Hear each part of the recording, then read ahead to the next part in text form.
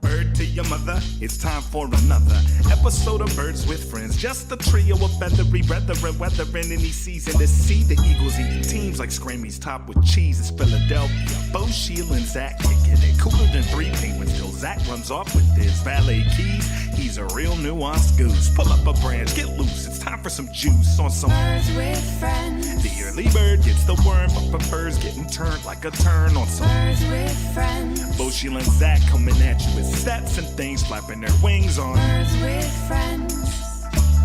All I know is Zach said he has a game where Sheil don't read both 7,000 words. And I said, I'm in. Let's go. Let's do it. And so the purpose that's of what I needed was not to get at least one more reader. Hello, everybody, and welcome to a Tuesday night edition of Birds with Friends. Bo Wolf, Zach Berman, Sheil Kapadia, Marissa Morris here to talk about the Eagles' 44-6 win over the Detroit Lions, the trade deadline that came and gone, Turkey Gate. I'm sure we'll get into all of that. We're actually late for a good reason this time. We were recording a video for The Athletic, not ZB and the Wolf, so stay tuned for that. Sheil, everybody wants to know, how are you? So people can, of course, check that out on the Athletics YouTube page. I would imagine sometime, what's today, Tuesday? Sometime on Wednesday, I would imagine that would be up. So we'll spin around the league, look at the first half, look ahead to the second half in terms of how I'm doing. Did a little vote today. I could be mayor of media. If is there a mayor of media? Want? Is it like I don't know. Do I want that? What do you do? like- Shake hands, have some meals. I it's an mean, important job. Help like the needy, need the helpy. at least based on what you tell us, the idea of you having to be proactive about like talking to strangers in the community and That's true. Like putting in work about not like nonsensical stuff feels not something like you would enjoy, No, especially okay. the interpersonal part of it. Yeah. Well, maybe I could be like a shadow mayor or something, just behind the scenes, helping out these small businesses. Okay, let's move on. Your apology was just ridiculous. I mean, I can't believe that Zach and Marissa let that slide in terms. Sorry, Zach. I know you're going to jump in there, but I have to speak up for you. Zach, of course, dealt with it. He's a class organization, much like the New York Giants. And so he didn't make you. You tried that. That was the most people were calling you Roger Goodell. I thought that was apt. There were some harsher ones in there that I'm not going to say here. But talk about a non-apology apology. I mean, no one caught it. Yeah, because no one else cares about the game. No one else wants to do this game. You're the only one who wants to do the game. You take the ownership of the show. If we come in and say, hey, why don't we do that? Well, yeah, it's your thing. And then all of a sudden you screw up and then, that's the time everybody else is supposed to jump in here and who cares? Zach won anyway. So Zach, I was surprised that you weren't more, I think you had a little bit in you there. You were coming in hot at the top, but then I think you wanted to sort of not look so vindictive. Is that the word? And just kind of say, oh, yeah, we can move on. No big deal. Oh, my, pretty big deal. I don't know. Screwing up the scoring. Well, I didn't know we were going to get into this so soon, but I do have to say, like, I've been thinking about this, and I've been thinking about what Zach said, calling me Roger Goodell. Zach's not the only one who's called you. There have been many, some worse than that. I would say. It's something much worse. It's something I've been thinking a lot about, and so I do need to come clean to do something, Zach, and that is throw it to Marissa.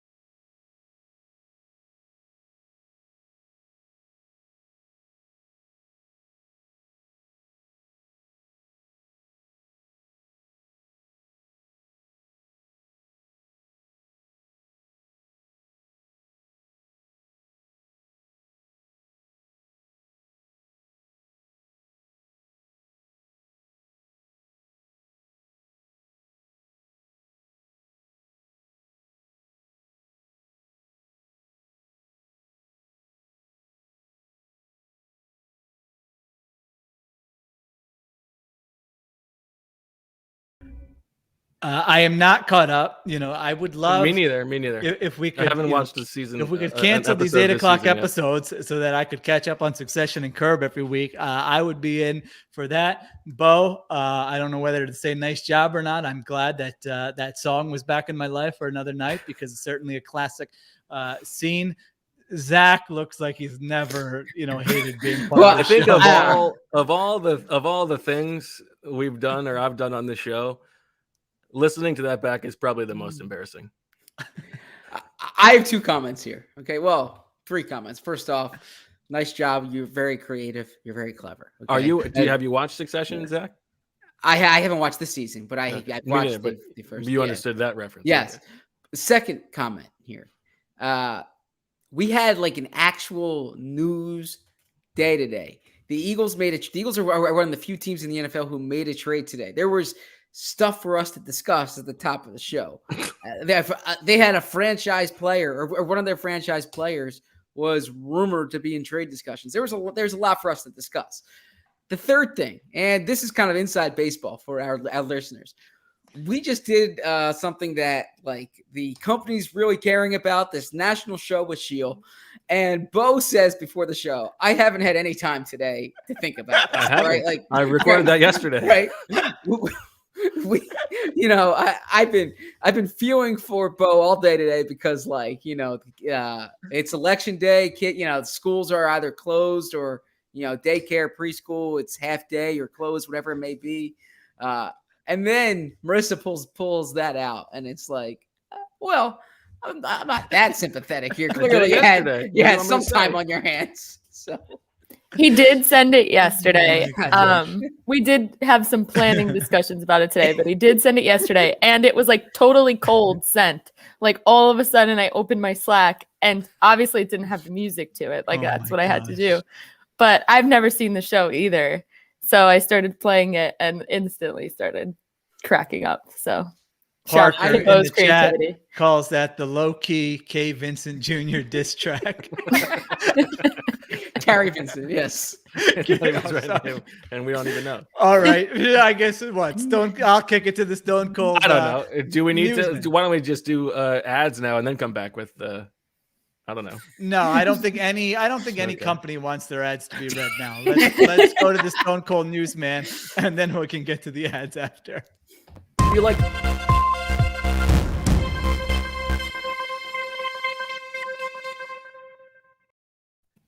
The Eagles traded a 2022 6th-round pick to acquire Carrie Vincent Jr., the cornerback from the the defensive back from the Denver Broncos. He was a 7th-round pick, has not played yet this season. So the Eagles traded a 2022 6th for a player who was drafted in the 7th round in 2021. Yeah, let's get into this.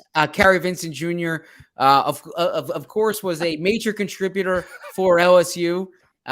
For 3 years prior to 2020, he had 4 interceptions on the team that won the national title in 2019. He opted out last season, but he was a corner / safety, or I should say a slot / safety at LSU. Track athlete as well, ran a 4.36 40. So that's who the Eagles acquired.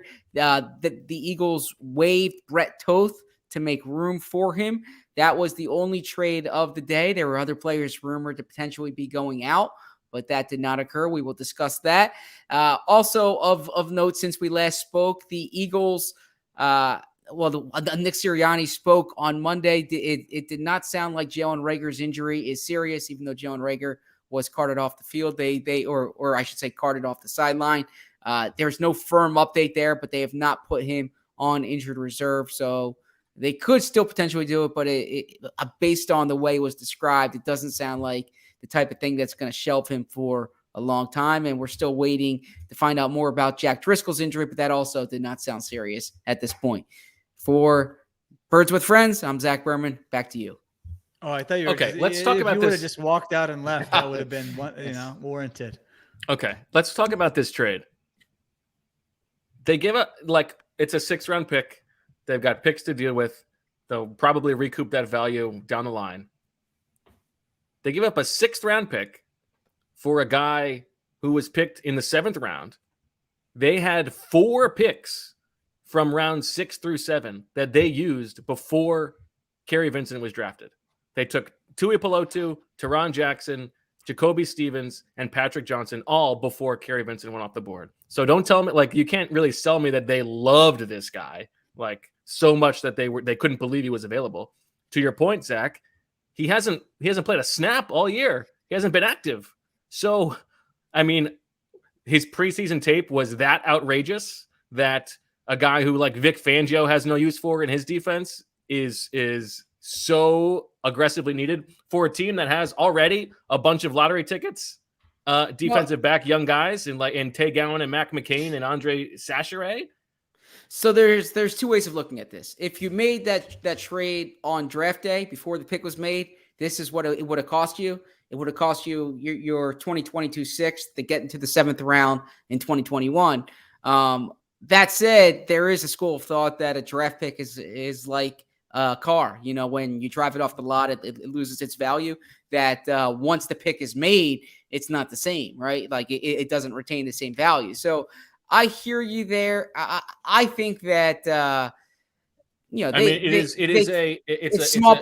a much lower stakes version of the Gennard Avery trade. Yeah, so it's the type of thing from the way I see it that if it's a player you like, you could have drafted him there, but if you just want to get him, like the devil you know sometimes is better than the devil you don't. So I mean, I think it's fine because they need young guys in the secondary. Well, they have a lot now. He's got tools, obviously. It's a 6th round pick that they will probably recoup. It's just crazy to me that like they had 4 picks in the 6th and 7th round and didn't take this guy. So it's not like they loved him. Yeah. Now a few. I don't mean to talk over Sheil here. I want to hear Sheil's take, but the Eagles have now acquired 3 rookie cornerbacks this year. Vincent, Mac McCain, who they claimed off, was it signed off the practice squad or claimed off waivers? I believe signed off the practice squad from. No, I think he was a week 1 addition off of cut. No. He was during the season. But anyways, this is a player on the team right now. Mac yes, he's on the Eagles 53, and then obviously on the 53. Yes, and then Tay Gowan. He was active for one game. He was active. Oh. Then Tay Gowan obviously came in the Zach Ertz trade. So the Eagles have 4 rookie corners if you include McPherson. They should have traded Steven Nelson then. They have 13 defensive backs on their team right now. It is like I've never seen this here. I was surprised they cut Toth. Yeah, I mean they must know that he's not going to get claimed. I would hope. I would imagine. I hope it's not a 2-hill situation. Like presumably maybe they canvassed the league during the trade deadline to see if anybody wanted Toth for a pick. But nobody did. So, but I don't know. So this is a team. It's a weird cut. The Eagles went 3 years since the 2018 draft. They have only taken 3 defensive backs, all in the 4th round. Okay, Maddox, Wallace, and McPherson, and their 5 starters. So if you include slot corner, 5 starters are either over 30 or on expiring contracts. Right. So what they're clearly trying to do here is just throw darts and hope 1 or 2 of these guys turns into a player that they keep on their roster beyond the season. But it is interesting just to see the amount of defensive backs they have right now. And by the way, I mean, Toth must have been awful on Sunday when he played at right guard because they kept Toth over Sua at cutdown day, and now they're both on the 53, and they cut Toth over Sua. And Toth can play tackle. I don't know. It's weird. Sheil, I know this is very on your radar. Yeah, I mean, I have recognized one of the names you guys have said in the podcast so far. So I'm a little bit behind this week. I haven't even gotten to go through all of the all 22 yet. So this is a lot, I haven't caught up on my reading of your material. So a lot of this is over my head, which I'm sure is exactly what the audience wants to hear. I would I would be curious if you went into like the Pro Football Reference trade finder, how common is it for a player who has not played to be traded, like you said, to be traded for a pick that is higher than where he was taken? I mean, it seems weird. it seems very weird to me, that it's not like he showed something and all of a sudden, okay, well, his value is higher. Like, they obviously didn't. Well, here's the thing you have to remember, though. When they were playing preseason games, remember they're in Denver. So that's West Coast time. So most of the league. Mountain time. Well, okay. Yeah. So most of the league did not have a chance to be able to watch those preseason games. That's true. That's where the Eagles get an edge. Well, they've now taken 2 corners from the Broncos preseason, Mac McCain and Kerry Vincent Jr. So maybe you're onto something. Maybe it's just they want to hire Vic Fangio next year after he gets fired. I was thinking that, they could be looking ahead. Maybe he's going to be like their senior defensive advisor next year. He already, I don't know who his agent is. I would be curious about that. Is there they bring back Big Bouse with people in the Eagles building? They know they're bringing him in. Fangio sends a little text. Make sure you get my guy. What's his name? Faye Vincent. Kerry Vincent Jr. Kerry Vincent Jr. and Mac you can remember McClung. It because Kerry, Mac Kerry McClung, Williams, are these the two guys? Vincent, Troy Mac Vincent. McCain. Yeah. Okay. Mac McClung and Faye Vincent. McCain. Mac McClung's a college basketball player who played for Georgetown and Texas Tech. So Mac McCain and Rose Kerry McGowan Jr. Get these guys in there, and we'll get after it next week. By the way, playing a scheme where what did Mike Zimmer used to say? He can go down to the 7-Eleven and get a cover 2 corner. So you just need guys who are heady, feisty, can tackle a little bit. They don't need to cover that well. Zach, what did I tell you the other day? Reminded me of the league texting Howie about JJ. Do you remember what that was on Sunday? Oh, I forget specifically. There was something that happened that was like such a low key flex about like people were telling me something that it was very reminiscent of the JJ thing. But if we can't remember it, it's a nice shout out to you, ZP. I like that. It'll come up. Not remembering what Bo said. Now we're talking my language. Why don't we... yawning? This is my kind of pod right now. Let's end it. We've hit all the benchmarks I wanted to hit. Unfortunately, we have obligations to continue. So why don't we get to our first ad? And Zach, it's a busy time. Season's long. Do you find time to work out? Is there anything that's helping you out with keeping track of your fitness? Is there a pal, right for instance, that you can absolutely finding the motivation to work out and eat healthy has always been a struggle for me. That all changed once I found MyFitnessPal. And I know I also thought it was just for counting calories, but MyFitnessPal actually teaches about nutrition and fitness habits and helps me create new ones that stick. What's more motivating than that? MyFitnessPal, listen to this. It's not a rigid diet plan, okay? Some people think it's a rigid diet plan. No. Instead, you gradually learn from personalized data what works for you. And if your version of healthy looks different than mine or someone else's, that's okay. The whole point is helping you find the best path to your goals. Even better is a MyFitnessPal premium membership. I have one, and I get custom tools and expert guidance to help me reach my personal health goals my way. App customization, that's very important to me. It lets you choose the right settings to help you meet your individual goals. So it's not as if you're into macro tracking or low carb or heart health, you can stick to it more easily. Premium's deeper nutritional insights helps you discover which foods fuel you best. There's so many aha moments when you use MyFitnessPal. It's the way it affects your sleep, your mood boosts, overcoming health conditions, whatever it may be. I'm curious to find out what your aha moment's going to be. And with MyFitnessPal, you're not going at it alone. You have access to guided daily workout and meal plans written by dietitians and exercise scientists, plus support from other members with shared goals and experiences. MyFitnessPal does way more than just count calories. Get the support you need to meet your health goals. Unlock all the amazing things MyFitnessPal can do, like I did.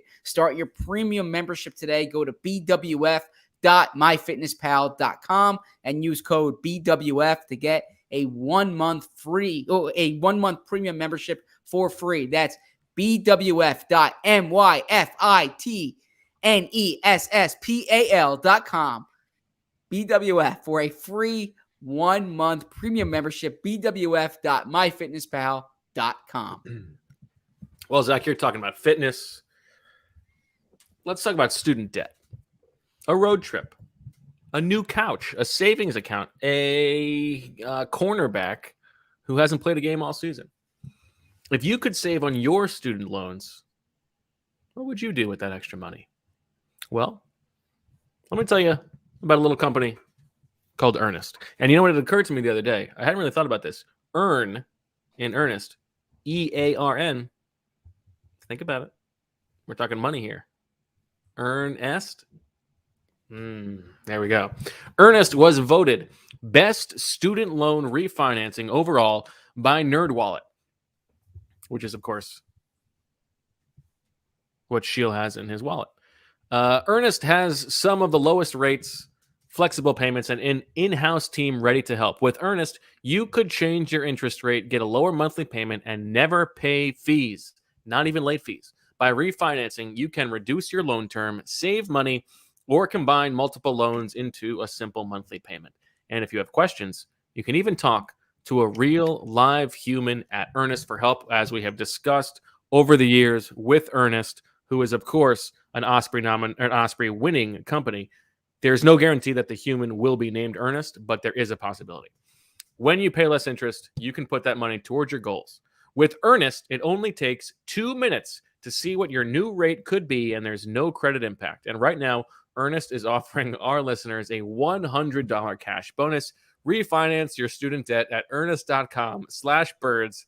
Not available in all states. Once again, you get a $100 cash bonus when you visit earnest.com/birds to refinance your student loan. Visit earnest.com/birds for more details. Not available in all states. Terms and conditions apply. Here's the good part. Earnest student loan refinancing made by Earnest Operations LLC and MLS number 1204917. California financing law license number 605478853. Sheil, how you doing? I was at the pharmacy last week. I wanted to bring this up. Oh yeah. What is your, you're going to pick up a prescription, but maybe you have a couple other items you see at the pharmacy you want to get. What's the etiquette for what you're allowed to pay for at the actual pharmacy counter when you're picking up your prescription? You know what I'm saying, right? I feel like up to 3 things. I do the separate purchases. So even if what if you just had like one candy bar? Well, candy bar is not usually on the list, Sheil. Okay, one protein bar. What if you had one protein stocking bar up for Halloween to give to someone else? One bottle of water, like one item. Yeah, one item's fine, I think. One item's fine. But 2, you draw the line. Yes. Or the size of it, so. 2 bottles of 2 little bottles, 2 because little I feel like are you, I don't know. Marissa? Usually there's like time in between, maybe if they're filling a prescription or if it's already there for you. No. You call it in and I just go pick it up. I'm not waiting there. Okay. And is it just one thing? Hold on. I want Marissa. Okay. So I'm currently texting my cousin who is a pharmacist. Ooh. Okay. So I can't wait for the details here. We will hear her response because I hear a lot of pretty crazy, funny stories she experiences at the pharmacy. You can't imagine how rude people are and the stories she tells. Yeah. So is your cousin out? Sounds like a good off-season pod. Let's bring her on. My mom's a pharmacist. She could join us. Oh, perfect. Although she worked in a hospital, not Meds with friends. CVS. I think you're right, Bo. I think you nailed it. And as everyone knows, it pains me to say that, but I think you're right. 3 or fewer is fine. I mean, if you're going up to 4 or 5, we can live with it. But the lady who's in front of me, when I'm trying to pick up my mom's prescriptions, I mean, she's got 2 full baskets of stuff. She must be going to a kid's birthday party or something. She's got all these toys, candy. She's got actual like gift bags. She's putting them all in with her I mean, these have you ever seen a pharmacist not look like they don't look bored back there? I mean, they're running around like crazy. Go ahead. Marissa's got a response, I think. I got 2 responses, both in all caps. Go up to the front. Ha ha ha ha ha. Literally no one has time for your cranberry pills. Take your 50% off candy up front. Oh yeah. Absolutely. If you're asking them to run a coupon too. Oof. Yeah, I mean, what is this? And so the pharmacist is giving off the vibe of like, are you serious, lady? I mean, she's acting like she didn't do. I don't know. I kind of sense that she knew she was doing something wrong, but didn't care. The pharmacist saying, "Do you need a bag?" Oh no, you can just put them in there in the gift bag that she bought. She's asking this pharmacist to essentially wrap these gifts that she's doing or whatever. Oh my gosh. Pharmacy's trying to go left and right. What are you doing? Unbelievable. Now, did you ask your mom about it? No, my mom. I just told you, my mom worked at the VA hospital in Wilmington, Delaware, for like 35 years. That was her. So no one is bringing her king size Kit Kats at the VA pharmacy in Wilmington, Delaware. So I did not ask her about that. My mom is very sympathetic. She would probably first say. She's sympathetic to everyone, so she would probably first say she's sympathetic to everyone. Yeah, so she would probably sounds say like Zach. First, I feel like she would say they shouldn't do that. The pharmacists are probably really busy, and then she would have said, "Oh, but the customer probably didn't know that was the rule, and they were probably in a rush to do this." So she wouldn't take. I don't think she would take a strong side. Yeah, my cousin said, I worked through my lunch and I haven't peed since 9 a.m. I don't want to ring your shit up. I mean, if you go to like a CVS or a Walgreens, I mean, those pharmacists, they never look like they're kind of just sitting back there with nothing to do. Yeah, they're not lollygagging. Yeah, you got people with all sorts of ridiculous questions, probably. Now, here's my question, Sheil. Yeah. When you then got to the front, did you give a little look like she knew? She knew. No, I didn't do that. There was a lady behind me who I was going to give her the old, get a load of this. It's one of those things where you got to find somebody else who's also recognizing. Then I thought, you know what? In these times, the last thing I want to do is to be interacting with a stranger in Walgreens. So I just looked at my phone and ignored everybody. Okay, there you go. Something that's been on my mind. Zach, we talked about the Life Water, the big bottle of water you can get at the airport. I got to tell you, I got another Life Water. The structural integrity of that cap, it's the best cap in the game. It's such a smooth twist. Well, it puts every other cap in the cap game to shame. Well, Smart Water is no slouch, I would say. No slouch. I mean, Marissa's pulling from like some, Bobo looking bottle of water. That's the Bobo. I get that the Bobo thing looks. That is tough. The bottle of water on the the cap on the Life Water, it's so good. It's just a flick of the thumb. It's get yourself a Life Water just for the cap. Not a paid sponsor. I'm just telling you. My other note. It really changes the game. And then, Zach, I promise we'll let you talk about Fletcher Cox. Thank you. You're at a restaurant, okay? You order a guacamole, okay? The chip. Overrated. Guacamole? I think avocado is overrated as far as I'm concerned. Wow. I love a guacamole. Okay. Make a little guacamole with your kid. That's like Leela's literally her favorite activity with me is to make a little guacamole. You get the chips. The ratio's off. I mean, there's not enough chip always to scoop. Not always, but like not even close. I feel like it's always. I feel like it's always off to scoop up the guacamole. And so you ask, can we get some more chip? Just a plain tortilla chip. You ask for the more chips. Should you be charged for the extra chips there with the guacamole? I don't think so. I think come on. I mean, you're setting me up to fail here. You're giving me the big bowl of guacamole. You're giving me the little cup of chips. Of course, I'm going to need more chips. You can't then go charge for the extra chips. No? I'd like to take umbrage with the nice gentleman in the chat who says avocado was overrated as one of the whitest things I've ever heard. I disagree. I feel like what is whiter than saying give me an avocado toast? Yeah, that's true. Okay. I'm not a big avocado guy either. Honestly. Yeah.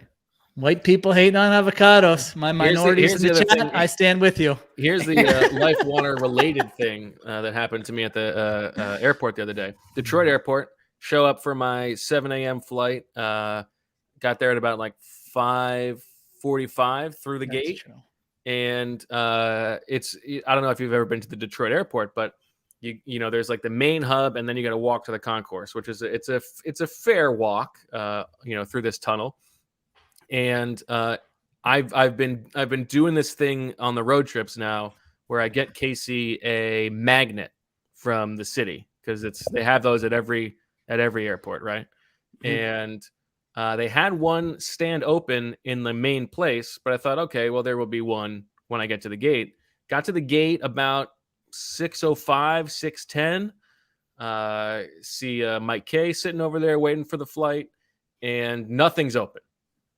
Just nothing's open. It's 6:10, so these places aren't opening at 6. So like, all right, well, I've made the commitment. I got to go all the way back to the beginning, get my magnet, go all the way back to the beginning, get the magnet. By the time I make it back, you know, I'm sweaty. I've got like a sweaty back from this long walk. I get back, it's like 6:25, and they're open. What kind of timing is that? When did they open? There was nothing. There was nobody milling about when I walked by, and then I come back. They're fully open. So it's a classic 6:20 to 8:20 hours. If you would have gone to the website, you would have said that. Mr. Munoz says, "I'm Mexican. We love avocado more than anyone." So there you go. I was thinking, if I need the rest of my life, I'm not going a week without having a Mexican food meal and pizza. I mean, those are the two. I love both. One of them they got to be in the rotation. 7 days. Both every week, or one or the other? Both every week. No, okay. I think I've had pizza every week, but I feel like there have been weeks where I have not had a Mexican food meal, and I feel like, why am I doing that to myself? Do you ever do you guys make pizza at home sometimes? That's more of a lunch thing, I would say. Okay. Yeah. So the thing with avocado or I should say guacamole, the guacamole specifically, is I need some spice to it, right? So the base, like the regular avocado, doesn't. Yeah, that's true. Yeah, so that's more. If you give me a spicy guacamole, I'm more interested in that. I do. I don't mean to disparage guacamole. I think guacamole is good. It's just like the avocado toast. Like, it's just so bland. What are we doing? No.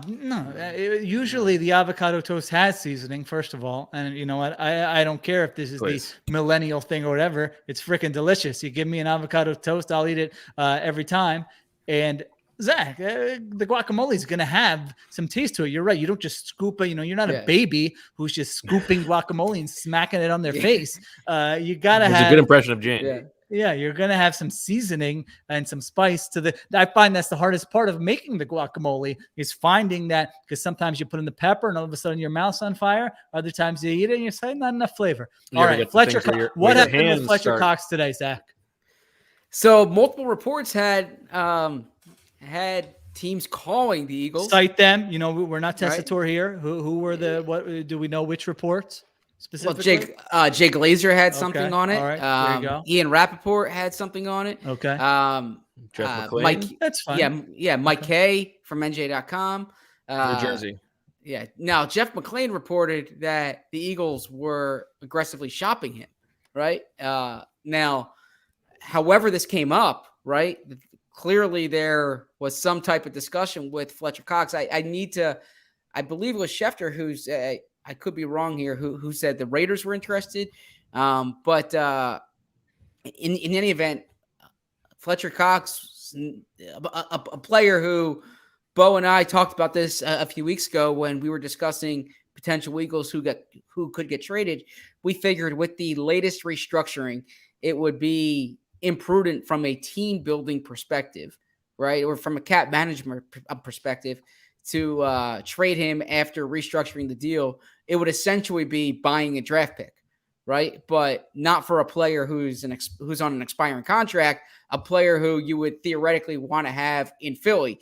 Now, so a little behind the scenes here, Fletcher Cox, the last time he spoke publicly was voicing frustration more so than he had ever voiced. He did not speak publicly last week, which is somewhat unusual for a captain. He's been up there most weeks, right? So anyways, if there was something brewing, it's certainly worth monitoring, especially going into this offseason when I think this will be a bigger question. By the way, one more Kerry Vincent point. As somebody pointed out, wasn't this the draft where it was like, it's not as deep because everybody can go back? Like this is like the 6th and 7th round from this draft is not as good as usual 6th and 7th round draft. Well. So look, I'm not defending it one way or the other here, but he's someone who did not play last. Yeah, he did not play last season. So perhaps you saw him in games during camp and you liked him more than a year removed, right? I don't know that one way or the other, but I think the year of going back is a little different when it comes to Kerry Vincent Jr. because he's the opposite end of the spectrum. You didn't see him play all year last year. And by the way, Tay Gowan was also an opt-out guy. I think they found some kind of little. So perhaps these are guys who they saw them during preseason and they liked what they saw. That might be it. So on the Fletcher Cox thing, I mean, they restructured his deal at the beginning of the season, like 2 months ago. And it was insane at the time. Like, it is another example of them like being bad at self-scouting and being too attached to these guys. Even if they were trying to trade him, then they shouldn't have restructured him. They're not doing anything with that cap room right now. They didn't need it. They should have traded Fletcher Cox a year and a half ago, probably. Not a year and a half ago. A year ago, they thought they were legitimate Super Bowl contenders. So it wouldn't have made sense a year and a half ago. Okay. Well, I mean, that they were wrong about their window. Like, well, sure. I just, and maybe you want to convince me that like they restructured the deal to make them pay for it, and it would make him a more attractive candidate for other teams. You'd get a better draft pick in return. But we're talking like, that's like a $25 million dead cap hit for whatever pick you're going to get back. Like, it doesn't just for sense. this year. It doesn't. I mean, at some point, does Jeffrey Lurie get tired of paying millions and millions and millions and millions of dollars to players who are no longer on the roster because his general manager is making errors in roster construction?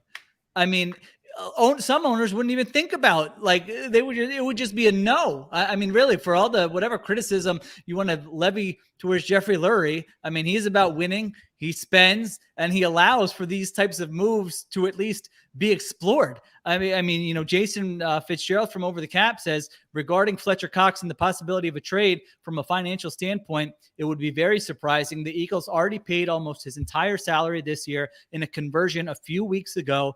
They would save almost nothing on a trade, about $12.2 million in dead cap money, and take on $25 million in dead cap money next year. And so, it's like you guys said, you would need to, you would essentially be paying that. All right, let's see if we can get something really worthwhile in terms of draft capital to improve our roster, and just take it on the chin again, like they've had to do so many times with some of it, with these moves and these veterans and these trades. Like, I don't know. At some point, I feel like that this isn't something like behind the scenes. This is something that the owner has to be taking note of here. So I don't know what they could have possibly been asking. I mean, Von Miller got a second and a third. Maybe that made them think, hey, if the Rams are giving up a second and a third for Von Miller, he's in his 30s. He's only signed through this year. Maybe somebody will give us a second and a third for Fletcher Cox, I guess. I don't know. Would you have been able to do it then?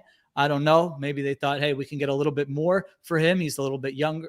Fletcher Cox a little bit younger than Von Miller. Maybe there's a team out there that's just sort of greedy. Maybe the rest of the league doesn't realize he's been declining for 3 years. They thought they could take advantage of him. I don't know. But yeah, that was weird to me, because usually players with that sort of structure, and like you just mentioned, the restructure, like it's a non-starter to talk about trading them here. Now, I think as we've learned in the past, like 3 to 5 years, that you really should never kind of, there's always, I guess, a price for that type of thing. You even saw it with Carson Wentz deal last year. There were some people saying, well, no, they can't trade him because of his salary, but there is sort of always some kind of way, depending on the deal. So maybe that's all it was. It didn't seem anything that could have been very likely to happen, but maybe it's what I just said. They looked at the Von Miller thing and said, hey, let's go shop him a little bit. It only takes one, and we'll see if we can get something for him, and kind of just take it on the chin. So a few things there to both your points. First off, to the point of eating the money in a trade. I can tell you, like, I haven't spoken to Jeffrey Lurie about this specifically, but I know, for instance, Lurie was very proud of the Bradford trade and pointed out like that a big deal was made about the Brock Osweiler deal, like how clever that was for Cleveland. That's essentially what the Eagles did with Bradford, right? That like they bought the draft pick by giving him the contract. Now it didn't. The situations were a bit different, but I think that and you can say to his credit, he's willing to eat money if the compensation is appealing to him. Number two, I would say, as far as the timing of it, when they did the restructure, now they were working at the time on deals for Goddard. I shouldn't say deals, but they were for Sweat and Mailata. Right. We know they're interested in Goddard. At the time when this happened, there was also the possibility of a Deshaun Watson trade, and also enough with the Deshaun Watson stuff. But that's something that clearly, there was smoke there. And then the other thing too is I don't think in their bookkeeping for this year they planned on going into the season with Ertz's salary on the books.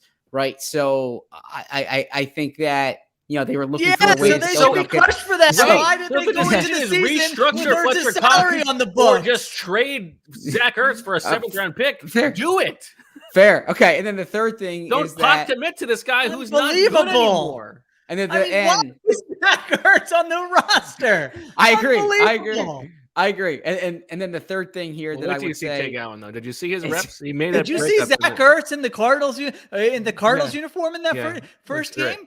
He really he looked faster, and is it something about the stadium or the turf or the inside? I mean, they ran a jet sweep type thing to him, where like if they did that here, I mean, we'd be like, "What are you doing?" And he almost scored a touchdown on it. It was his longest catch and run of his career, right? The one. It was his longest touchdown of his career. It was his longest gain since 2017. Wow.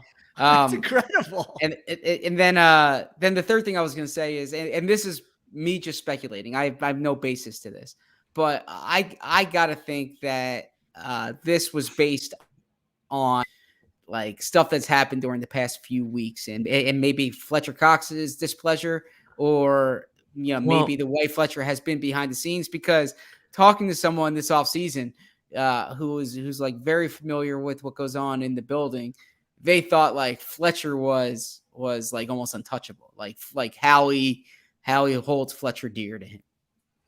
Well, to your point, Zach, I mean, we predicted before the season started that this was going to happen, that he was going to complain about this defense. Yes. Like, I made that prediction and you guys were like, oh, good call. That's definitely going to happen. Yeah. It happened earlier than we all thought. Like, what are we doing here? They don't know the guy. Like, I don't know.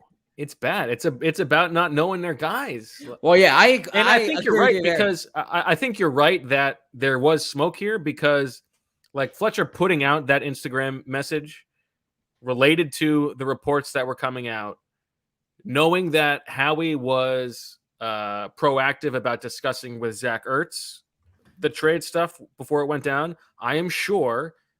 I don't know this, but I would be surprised if it wasn't the case that there was open communication between Howie and at least Fletcher's representatives about this trade deadline. There was something here, right? Oh, clearly. Yeah, and maybe Fletcher wanted to go somewhere else. I don't know. I mean, he said, why wouldn't he? If you're a veteran, I mean, absolutely. Yeah. All right, let's get some questions in the chat. We're gonna go to a break, do our break, get some questions in. And when we come back, we'll answer some of your questions, because we don't have our usual Squall 22 segment this week. So while you send your questions in, let me tell you about Simply Safe. If you have ever wanted to make your home feel safer, there is no better time than now. Who doesn't want to make their home feel safer? This week, our friends at Simply Safe are giving Birds with Friends listeners 40% off their award-winning home security. We love Simply Safe because it has everything you need to make your home safe. Indoor and outdoor cameras, comprehensive sensors, all monitored around the clock by trained professionals who send help the instant you need it. And let's hope we don't need it, but just in case you do, they have around-the-clock trained professionals. Simply Safe was even named Best Home Security System of 2021 by U.S. News and World Report. You can easily customize a system for your home online in minutes and even get free custom recommendations from Simply Safe. That's right, free custom recommendations from Simply Safe. These are Simply Safe's biggest discounts of the year. Don't sit there saying, oh, I'll wait until after the new year. No, this is the biggest discount of the year. You can get a complete home security system starting at just over $100. There are no long-term contracts or commitments. It's a really easy way to start feeling a bit more peace of mind. Take advantage of Simply Safe's holiday sale and get 40% off your new home security system by visiting simplysafe.com/athletic. Again, that's simplysafe.com/athletic for 40% off your entire system. Hurry, because this offer ends soon. This podcast is sponsored by BetterHelp Online Therapy. Check out betterhelp.com/theathletic. The best way to think about therapy is through a bunch of analogies. We get our cars tuned up to prevent bigger issues down the road. You saw that one coming. We get annual checkups and go to the gym to maintain physical wellness and prevent injury and disease. We do chores regularly, some of us, maybe not Bo, to avoid a giant mess of a house. Going to therapy is like all of these. It's routine maintenance for your mental and emotional wellness to prevent bigger issues down the road. Going to therapy doesn't mean something's wrong with you. It means you're investing in yourself to keep your mind healthy. BetterHelp is customized online therapy that offers video, phone, and even live chat sessions with your therapist. So you don't have to see anyone on camera if you don't want to. It's much more affordable than in-person therapy, and you can start communicating with your therapist in under 48 hours. Why invest in everything else and not your mind? This podcast is sponsored by BetterHelp and Birds with Friends listeners. Get 10% off their first month at betterhelp.com/theathletic. That's betterhelp.com/theathletic. All right. One thing I was thinking about as Zach was doing the great Simply Safe ad. Now, okay, we don't know that this is how everything transpired, but think about, how we just got to the Fletcher Cox discussion. It's that, they're thinking they hold on to Zach Ertz. Why? Well, maybe it's because they think they might have to include Dallas Goedert in a Deshaun Watson trade. So their plan A is to trade for a guy who's facing 10 criminal charges and 22 civil lawsuits for sexual misconduct. And so to maintain that flexibility, they hang on to Zach Ertz. Then they keep Zach Ertz. Then they're not trading for Watson. They have Ertz on the books. They need to get some more cap space, so they restructure Fletcher Cox. Then 8 weeks later, Ertz is gone. They're not doing Watson. Oh, but Cox is harder to trade. Well, maybe you can, get a crazy trade where you pay for think about the dots we're connecting here. Does this seem like an organization that has a plan of what it wants to do and what it's going to do going forward? Or is it one move to the next move, to the next move, to the next move? And here we are. I don't know. And I think I was thinking about this. I think that Howie Roseman's his greatest failing. I don't want to. Maybe it's not quite that negative sounding. Is his ability to look at the team and the roster with clear eyes. The draft. Everybody points to his draft failures, and there have been some bad ones. But he hasn't been that bad in the draft compared to the rest of the league. I mean, that 2018 draft, these guys coming up for extensions, it was 5 players. That was a great draft, right? I mean, we can talk about resources for Goddard, but Goddard, Maddox, Josh Sweat, Matt Pryor, Jordan Mailata, where those guys were taken, that was a great outcome. Yes, they've found guys in late rounds who have been helpful. Rager was obviously a mistake. They will point to that being a coach's pick over a front office pick. Obviously, that doesn't absolve them. Yeah. The trade this year to move down 6 spots and get that Dolphins first round pick looks like a masterstroke, right? That could end up being a top 5 pick. He can win on the margins in trades sometimes. There are pluses and minuses to everything else he does. I complain about some of the roster machinations, them overlooking things. But the biggest problem is that the way that they proceed is not with clear eyes. It's extending all these guys who are 30 years old and thinking that you're still within the window, or thinking that Fletcher Cox is going to be here for another 4 years as an impact player. Like there is like the rose-colored glasses that they view this team through is not appropriate, and it does fly in the face of the way things were run by his predecessor, Joe Banner, who at least was able to I think Howie Roseman wanted to overcorrect to the ruthlessness of Joe Banner, but it has been an overcorrection too far. That's why it's an overcorrection. I was going to say Rose McGowan in there when you said rose-colored Tay glasses. Gowan is his name. Okay. All right. Do we have anything else? Well, I just think that you need to know who you're betting on and what bets to make, right? Like you can't bet on everybody to. Yeah. Well, because I would argue, for instance, like I think that when I look at the 2020 season, I think part of the issue there was letting Malcolm go. Okay.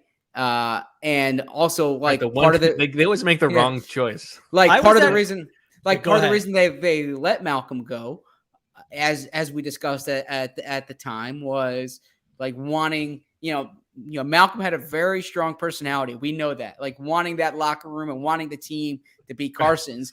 And the second you hand it over, it implodes. I really think that if Malcolm was in that locker room last year, things might have been a little different in terms of the interpersonal dynamics that were going on there, because from different things we've heard, there was a lot behind the scenes where you could use an adult in the room saying what is going on here, Well, I was thinking about Malcolm Jenkins with this defense. I mean, they wouldn't have gotten through, past the halftime of the second game before he goes, right? Yo, bro, we're not playing this anymore. We need to be a little. Or they bit would have more, made him a linebacker.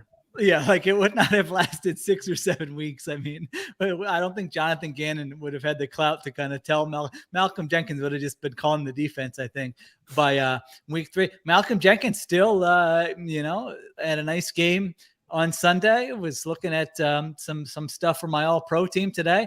Still playing well for that Saints defense, which is, I think, second or third in DVOA in the entire NFL. By the way, and was second last year in DVOA. Why, Sheil, why is there no rumor mill stuff about Drew Brees coming out of retirement for the Saints? He addressed it on TV on Sunday night.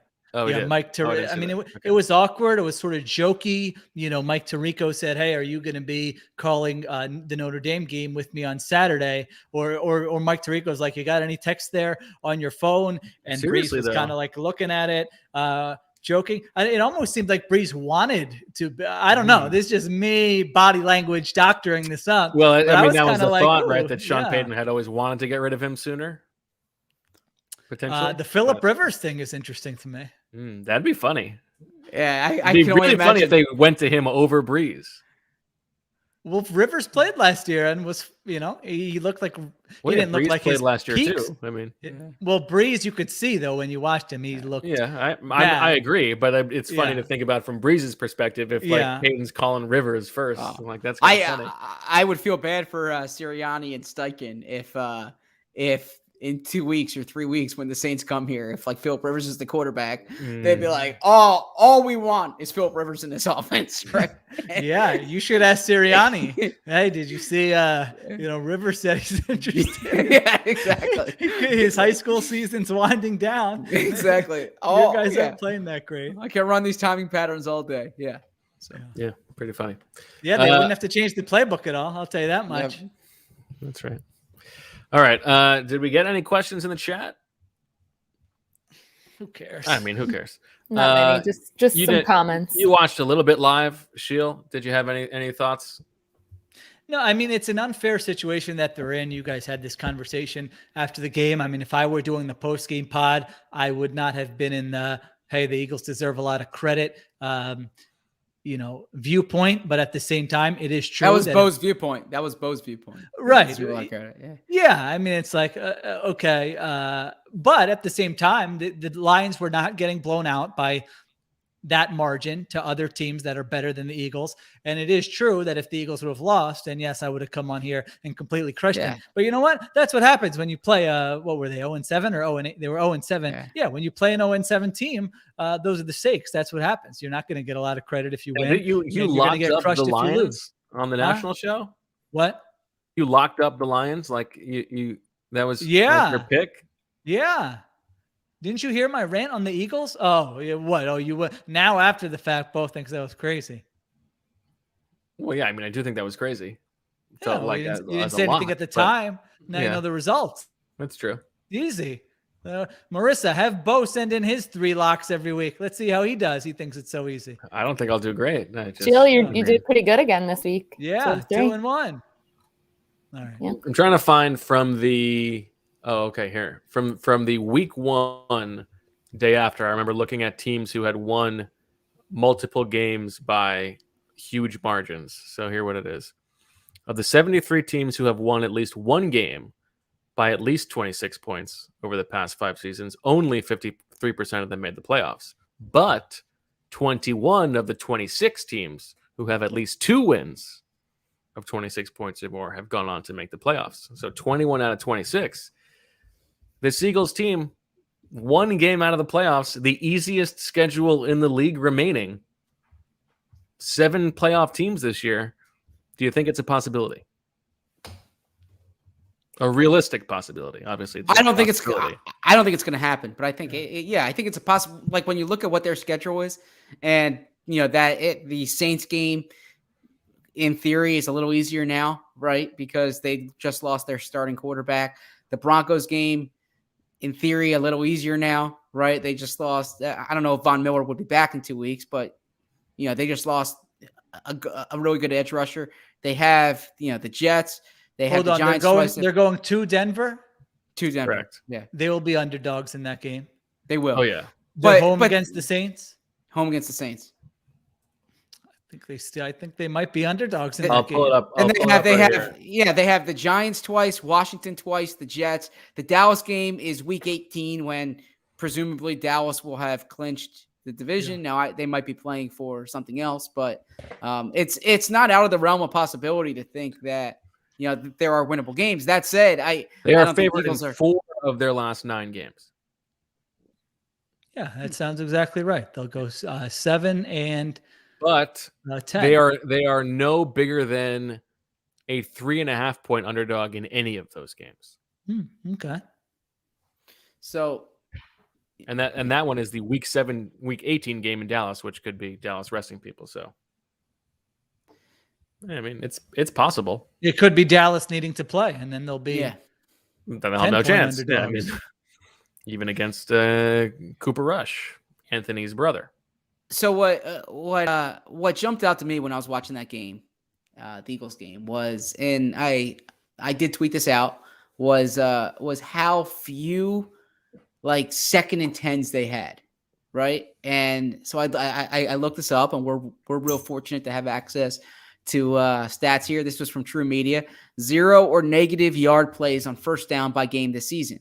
They only had 4 against the Lions. Okay, the previous 4 weeks, they were double digits for those plays, right? Double digits on 0 or negative yard plays on first down. Oh, really? What's a double digits? Yeah, they had 10 against Las Vegas, 11 against Tampa Bay, 12 against Carolina, 10 against Kansas City, 8 against Dallas, 8 against San Fran, 5 against Atlanta. I wonder what the league average is. That's a good question. It's something to look up.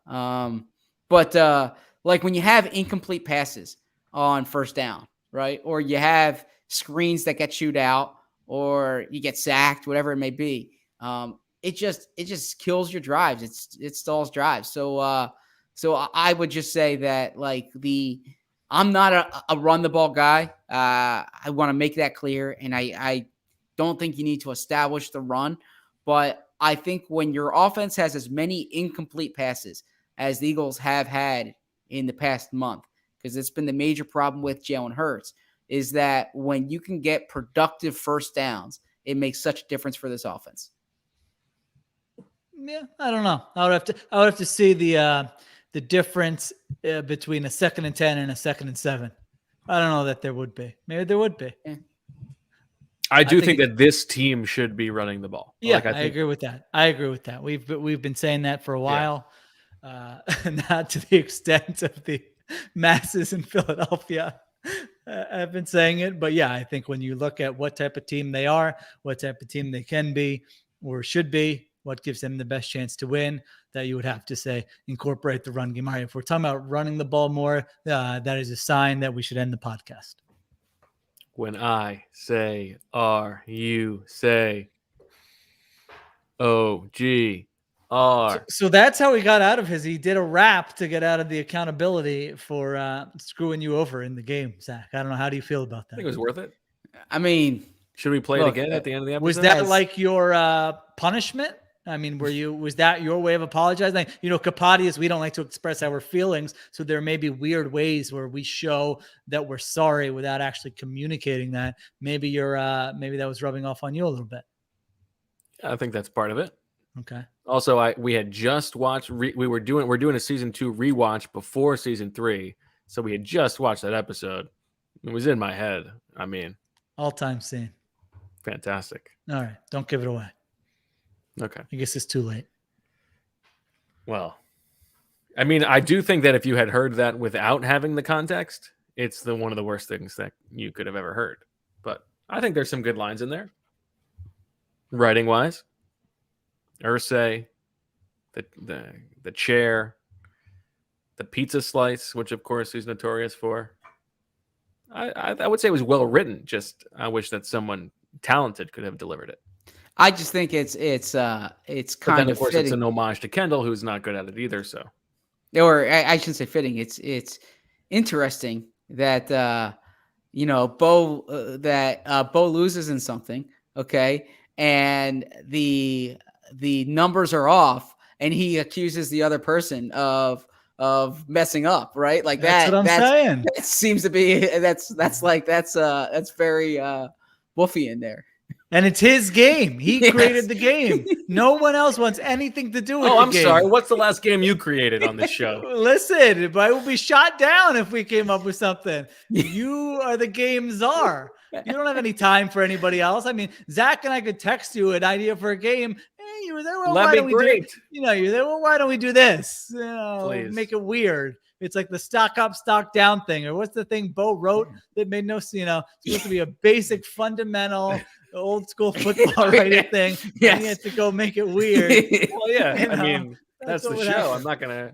Okay. This isn't like football guy 101 nonsense. I mean, a lot of people think you should have, you should have to give up turkeys or forfeit a week. I think even my wife's. I think that was my wife's first question. Is he going to have to forfeit next week? Like she thought that. If anything, I saved you. You were going to bid more turkeys on a week you had a runaway. You should have saved those turkeys. This is his apology. He saved you, Zach. Yeah. Well, that is accurate. All right. Marissa says, I feel like I see Marissa's face, and that's how I feel too. Yeah, let's end it.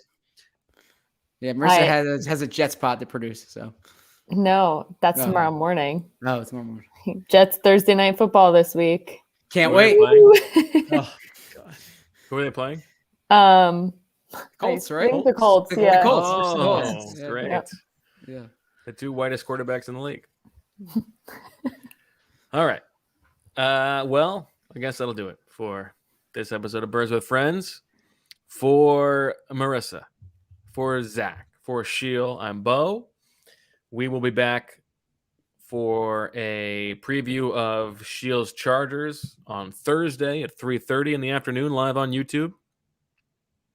Otherwise, you can listen to it in your ears whenever you want. And for all of them, I'm Bo. And as always, we love you.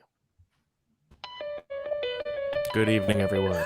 Bo did this on his own. To watch our podcasts work. We don't have to do it again. So privileges. Okay. You scared the hell out of me. I was about to end the broadcast. All right. We love you. Bye.